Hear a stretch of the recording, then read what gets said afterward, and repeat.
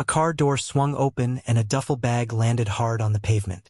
Then a woman followed, shoved out onto the shoulder of a highway in the dead of night.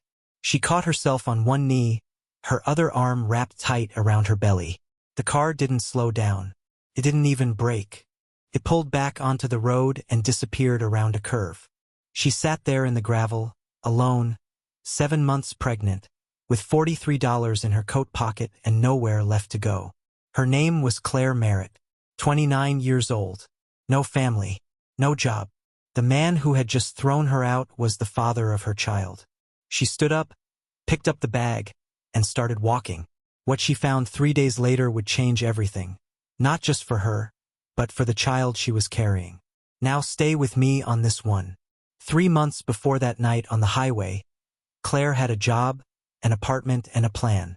She worked in property administration for a title company, the kind of back-office position that sounds dry until you understand what it actually is. She traced ownership histories. She found liens filed incorrectly. She caught errors in deed transfers that could have cost buyers tens of thousands of dollars before the ink was even dry. She was good at it.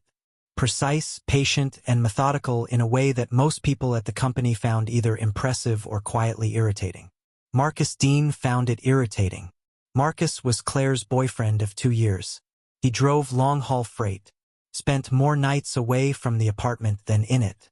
When she told him she was pregnant, he nodded slowly and said, "Okay, we'll figure it out." 3 words and a nod. That was his version of commitment. She should have understood then what it meant. Maybe she did and just didn't want to look directly at it. The job went first. Budget cuts, they told her, nothing personal. She was the newest person on the team, and that's always where the cuts start. She drove home, sat in the parking lot of their apartment building, and gave herself 10 minutes to feel whatever she was going to feel. Then she went inside and started updating her resume. She applied everywhere she could think of that matched her background. Property management companies, banks with mortgage divisions, law firms that needed title experience. She had the skills. She had the references.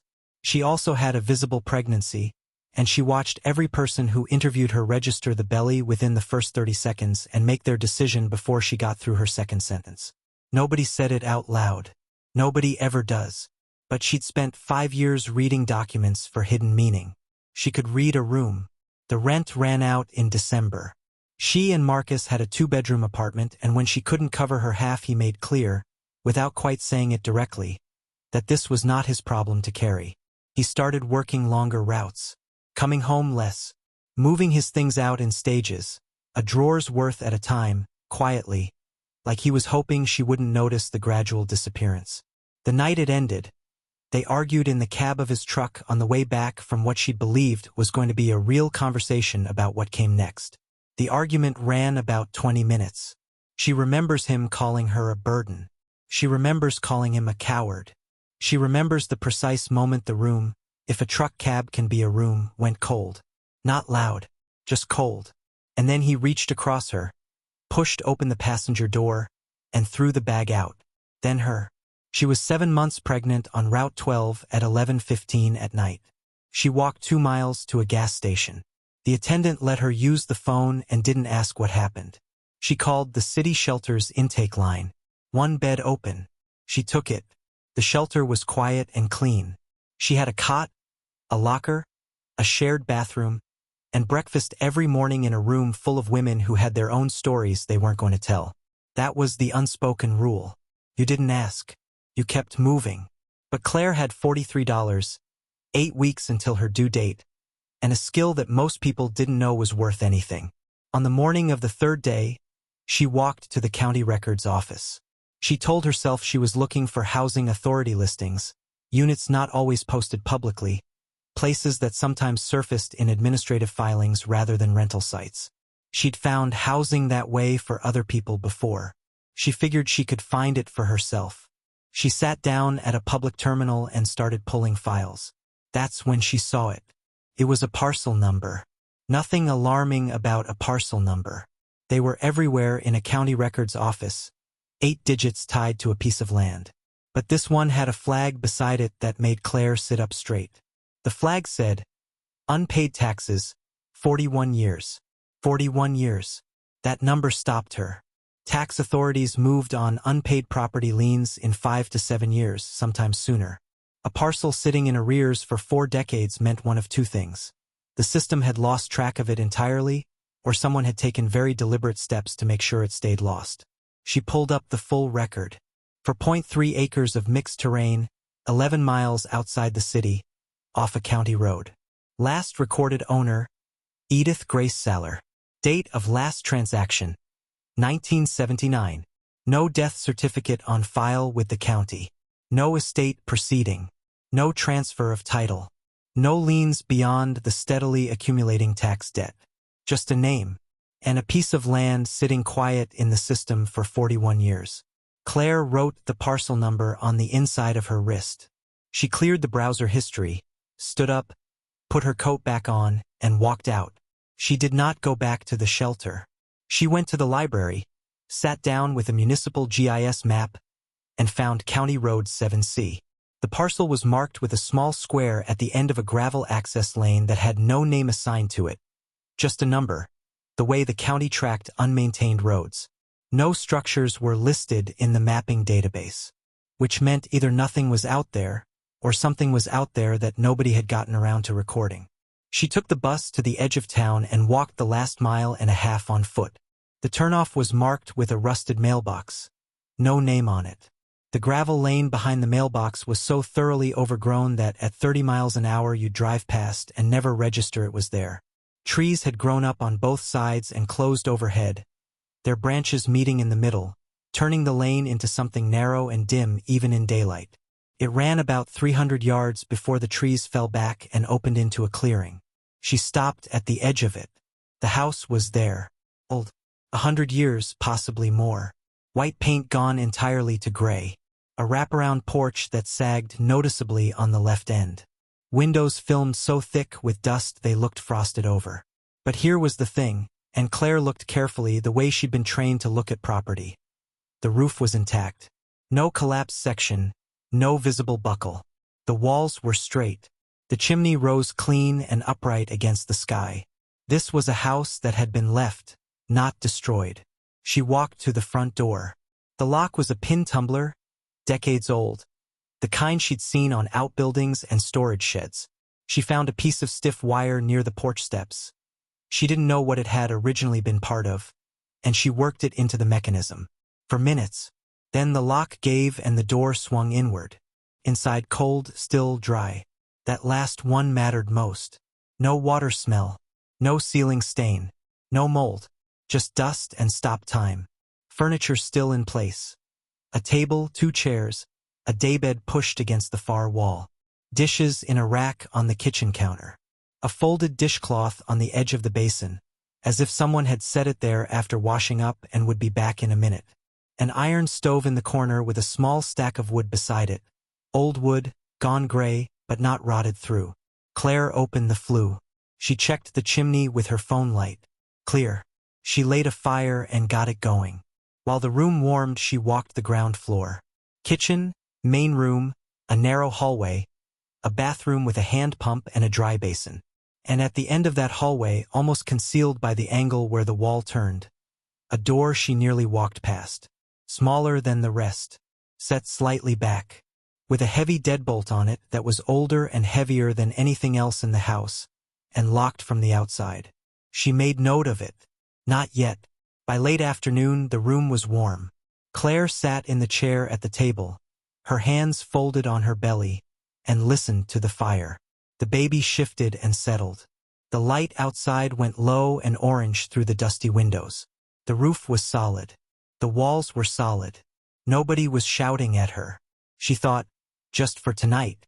She pulled the daybed close to the stove, spread her coat over herself, and closed her eyes. The fire crackled low and steady. She was asleep before she could finish the thought. She woke before dawn, back screaming. Fire burned to embers. She got up, added the last of the wood, waited for it to catch. And then she turned and looked at the door at the end of the hallway. She told herself it could wait. That was last night's reasoning. But she wasn't leaving this morning. She understood that now, clearly, in the way you understand things you've actually already decided. She was staying, which meant she needed to know what was behind that door. She found a longer piece of wire in the kitchen, part of an old dish rack.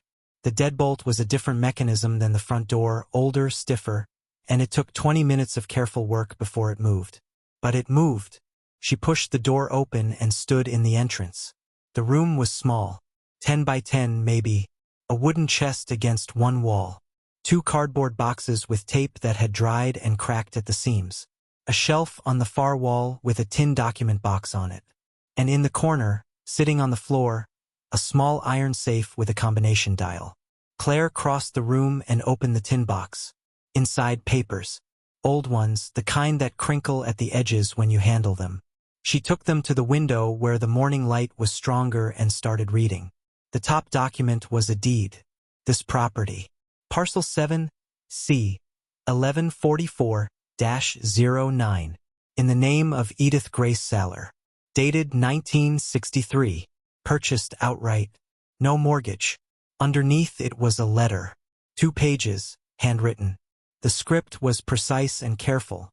Someone who had learned penmanship when penmanship still mattered. Claire read it 3 times before she believed what it said.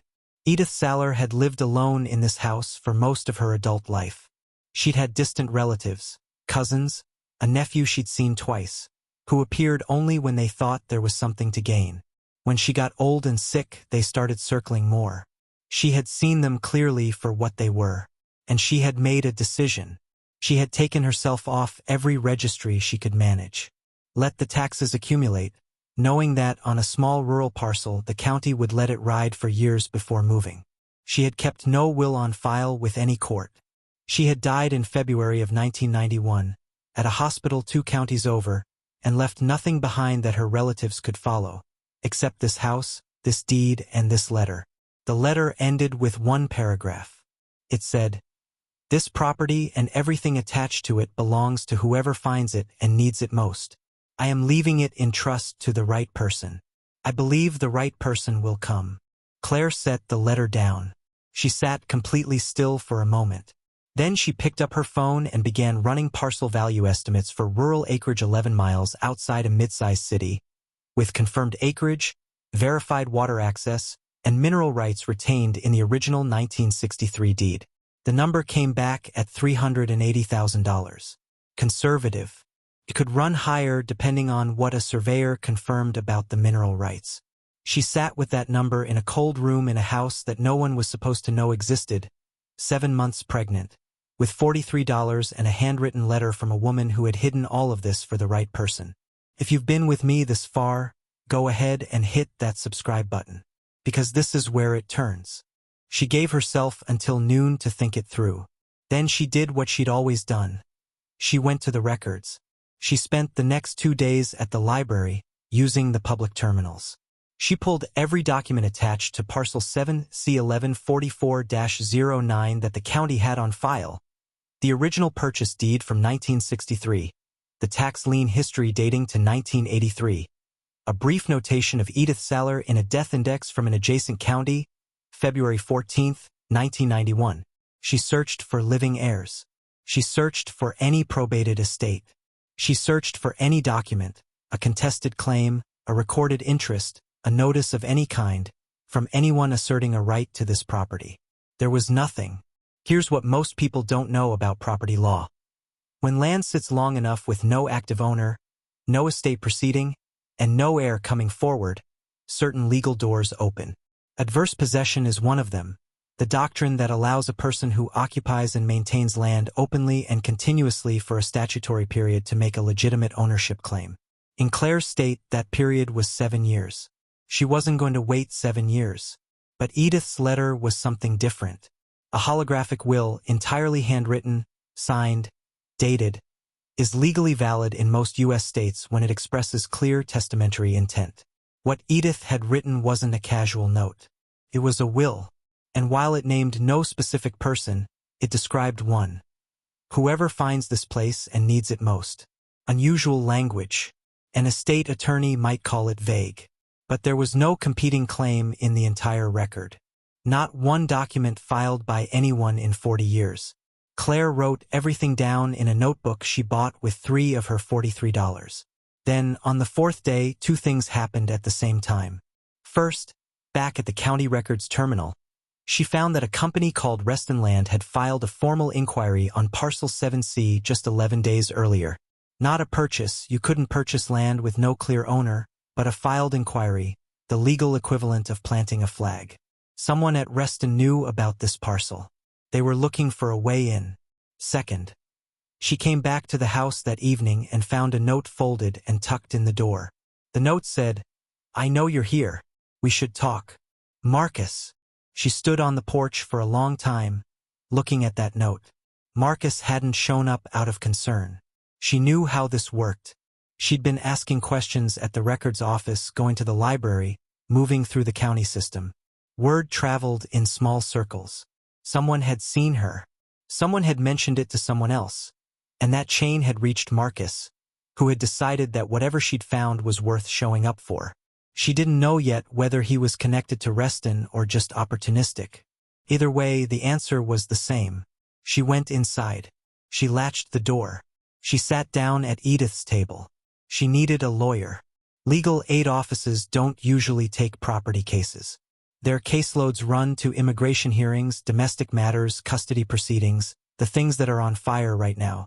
A pregnant woman trying to claim title to a house she'd broken into using a piece of dish rack wire did not, on the surface, sound like a case they were positioned to win.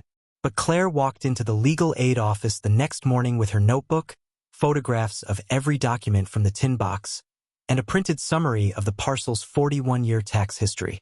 She sat down across from a staff attorney named Paul Vega and laid it out in 20 minutes without stopping for questions. Paul listened without interrupting. Then he asked her to send him the photographs. Then he said, "Give me 2 days." He called back in 36 hours. "The will is unusual," he said, "but it's valid under state law. The language about need and discovery is unconventional. But there's no competing claim anywhere in this record. The question is whether a court will accept testamentary intent expressed this broadly." He paused. "I think they might. Come back in." She came back in.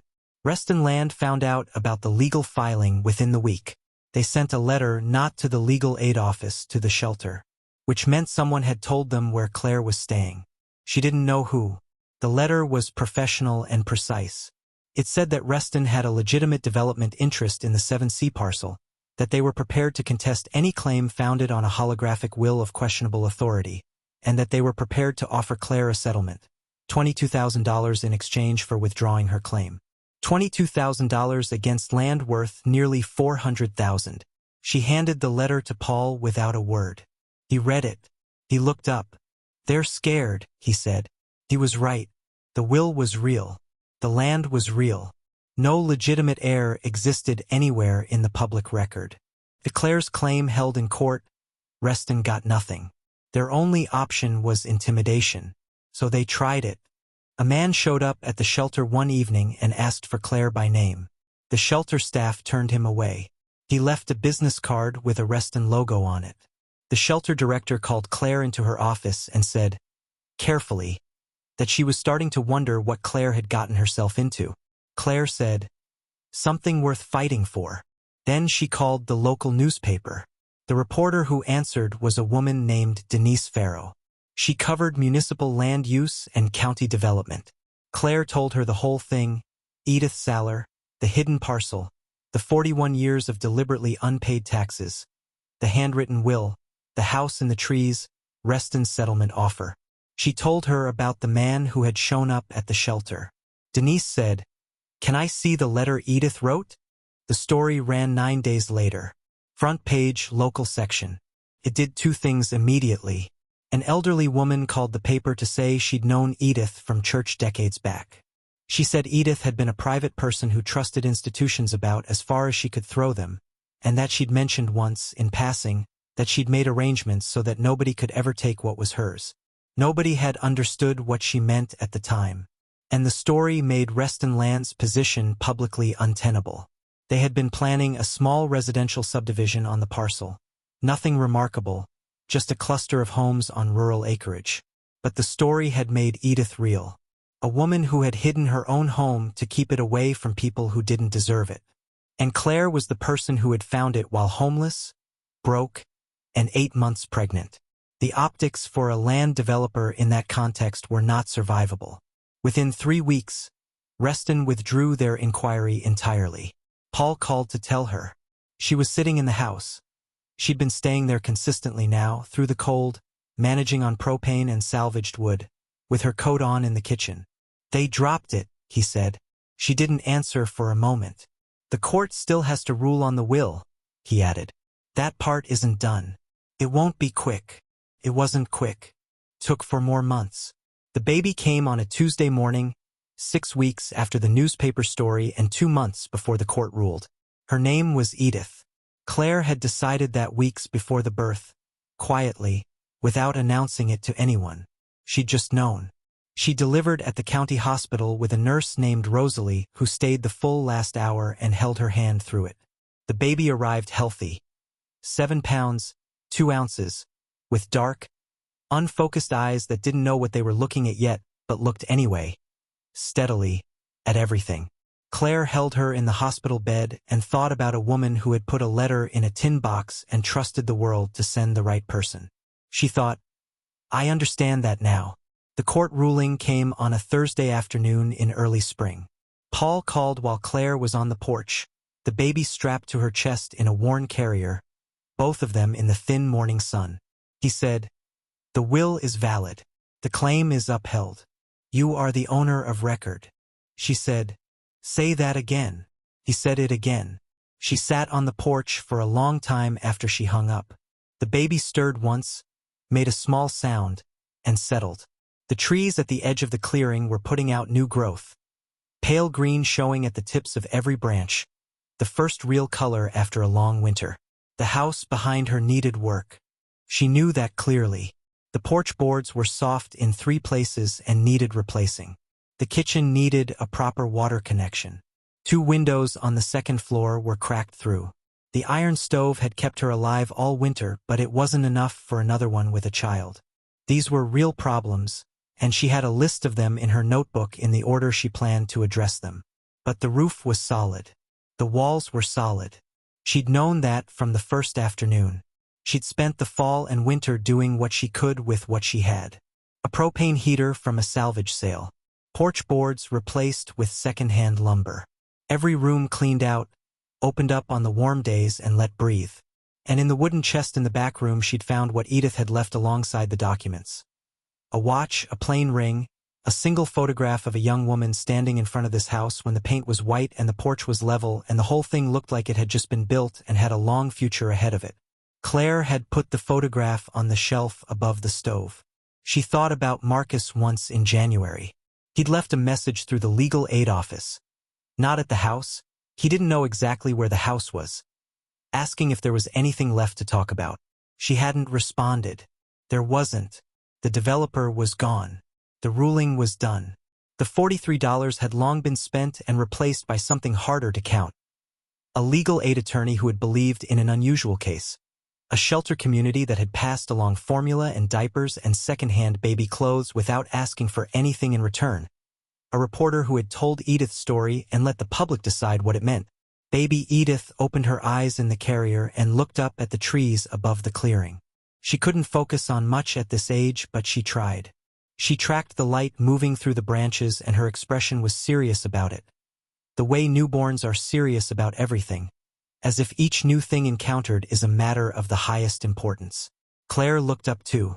The property was worth what it was worth. She wasn't selling. She was going to fix the porch first, then the windows, then work out the plumbing. She was going to clear the access lane so it didn't look abandoned anymore. She was going to pay the back taxes on a payment arrangement Paul had negotiated with the county. It would take years to clear and she didn't mind. You paid what you owed. You showed up. That was the deal. She had found a piece of land that a woman had hidden away from people who never deserved it. She had found a letter from someone who believed, with enough conviction to put it in writing and lock it in a tin box, that the right person would eventually come. 3 months earlier, She'd been sitting in gravel on the shoulder of a highway at 11 at night with nothing in her hand but a bag and $43. Now she was sitting on a porch that was hers, in the morning sun with her daughter. Edith Saller had been right. The right person had come.